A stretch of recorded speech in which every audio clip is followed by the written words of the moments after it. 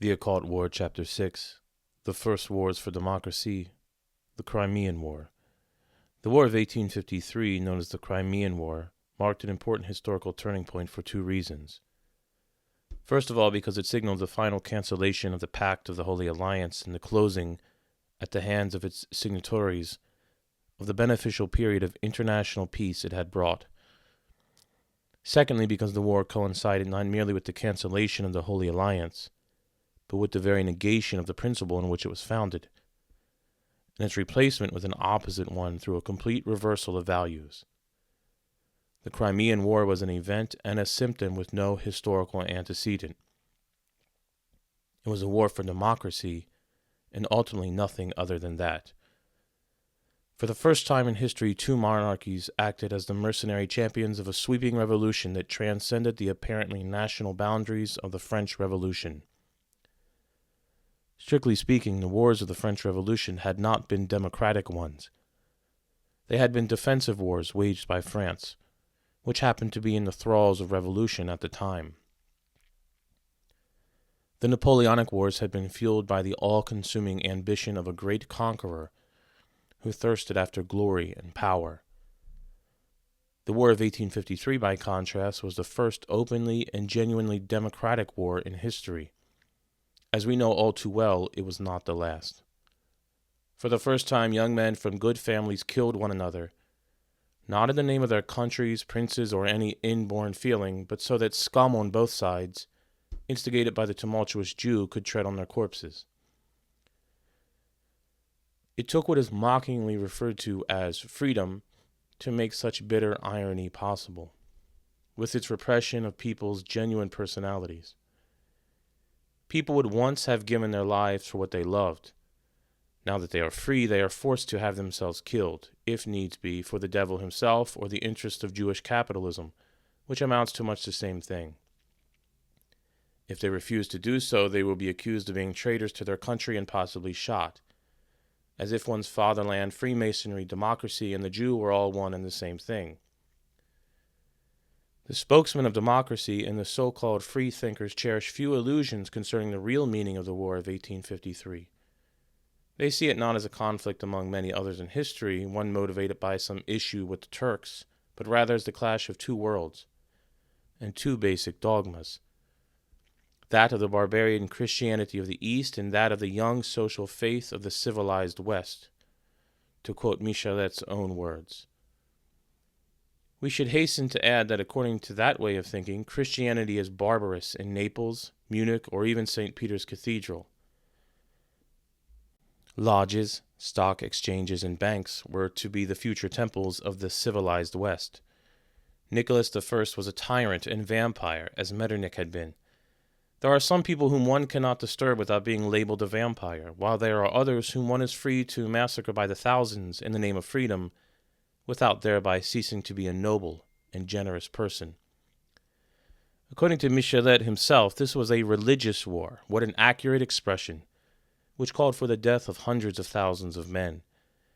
It was thus necessary for Christians, for most of these men were not freethinkers, financiers, or Jews, to have themselves killed in order to destroy Christianity and pave the way for Bolshevism in the East and the ubiquitous spread of capitalism in the West.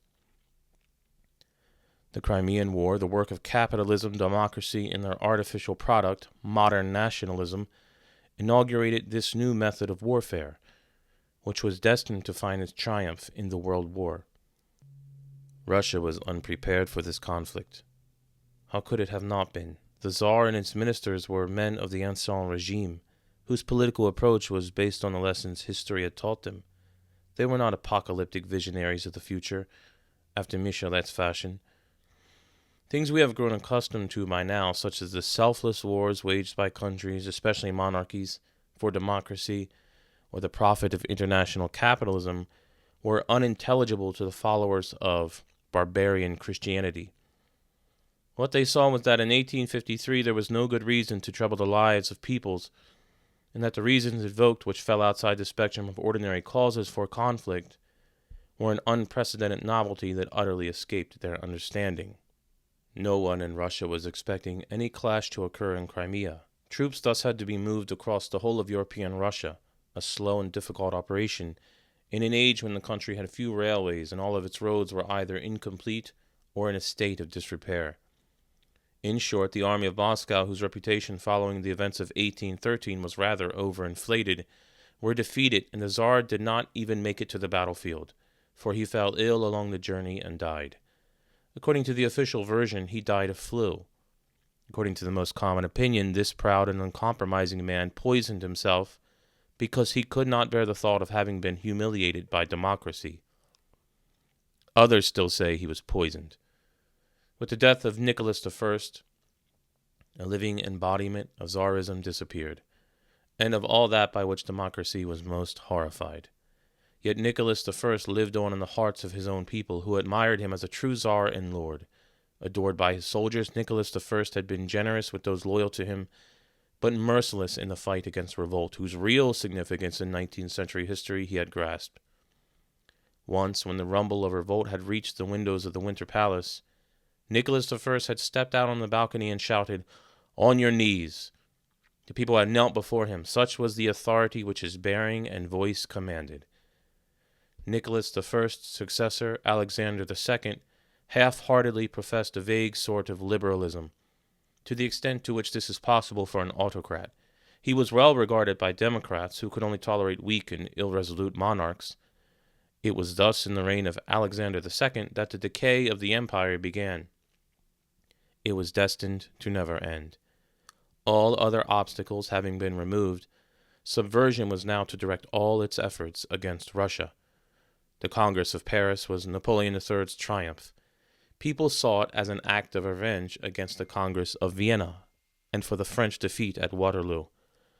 One would be hard put to find out just how and why this was considered to be the case, unless we are to reduce this whole triumph and revenge to the simple fact that the Congress was held in Paris. France was destined to receive much the same degree of satisfaction in 1919 in the aftermath of a bigger war for democracy. This, then, is what France gained. Britain hardly fared any better. The rest went to democracy.